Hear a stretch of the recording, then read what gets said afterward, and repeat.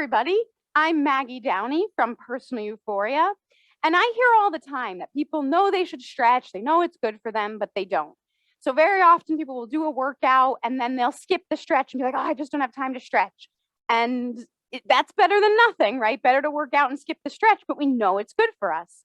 I also hear from a lot of people, especially if they're dealing with regular pain or back pain or foot and ankle pain. Oh, if I stretch in the morning, I feel so much better. And then they still often don't stretch. And it's a little bit baffling. We know this makes us feel good and we don't do it. So I'm going to take you through a short 5-minute series of stretches.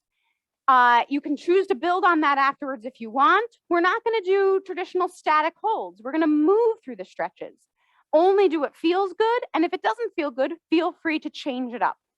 All right, so we're going to start with a nice wide stance, legs shoulder width apart.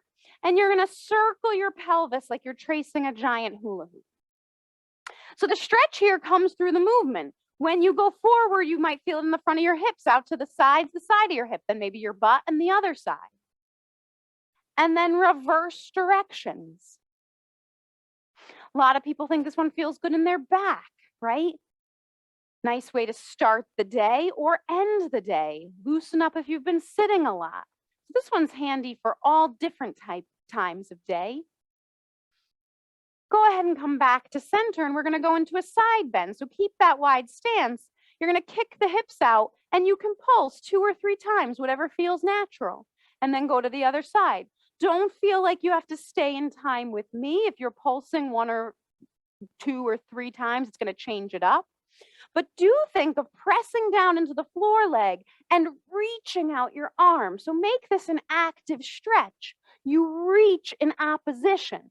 Push through the floor, reach out that hand, and then come on up. From here, you're going to interlock your hands behind you, palms up, but if that doesn't feel good, arms at your sides, palms facing each other. Pull down, lift the breastbone, open the collarbones, lift the chin, and then release. Pull down, lift and open, and release. Pull down, making sure you lift from the chest, not just the chin and the neck, and release. Pull down, lift and open that chest. Release one more time. Pull down as you bend back and release. From here, you're going to curl your toes under. So it's like the tops of your toes are touching the floor. Straighten that leg, actively engaging in that stretch again. And if you get a cramp in your foot, just release that and flex the foot in front of you. But you want to feel a stretch through the front of your foot and ankle. And then switch sides. Curl the other toes under and think nice and tall, straightening that leg. Remember that activity through the stretch is going to heighten that stretch. You're on, right? Stretches don't have to just be relaxing. You're going to lean into that front leg and bounce your heel back. They can be energizing like this one. So right now we're going in and out of a stretch for the calf and the Achilles. But bouncing can be a great way to wake you up in the morning, almost like having a cup of coffee, right? And it gets the whole body ready for action, ready for the day. Stretching can be used to get us ready for movement, intense movement, but certain types of stretches, dynamic stretches like we're doing now. Switch sides, send the other leg back and lift and lower. Even if you hold a static stretch, that's not always relaxing, right? There's work involved, but it shouldn't ever be painful. If it's painful, the stretch isn't ideal for you right now. Always feel good, not that you're not challenged. All right, release those pulses. Let's come down on all fours for a cat stretch. So knees beneath your hips, hands beneath the shoulders. Inhale here, exhale, draw up on your abs, round the back, let your head hang.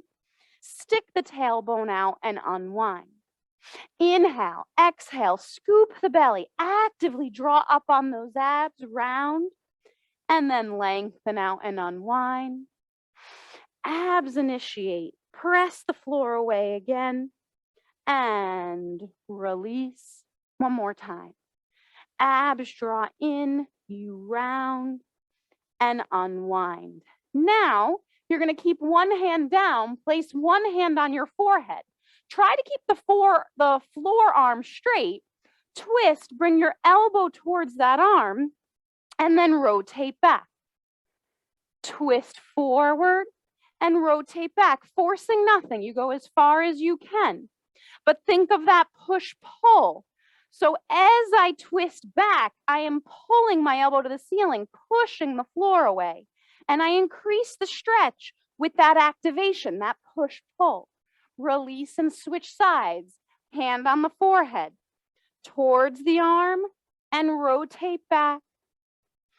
Inhale and exhale.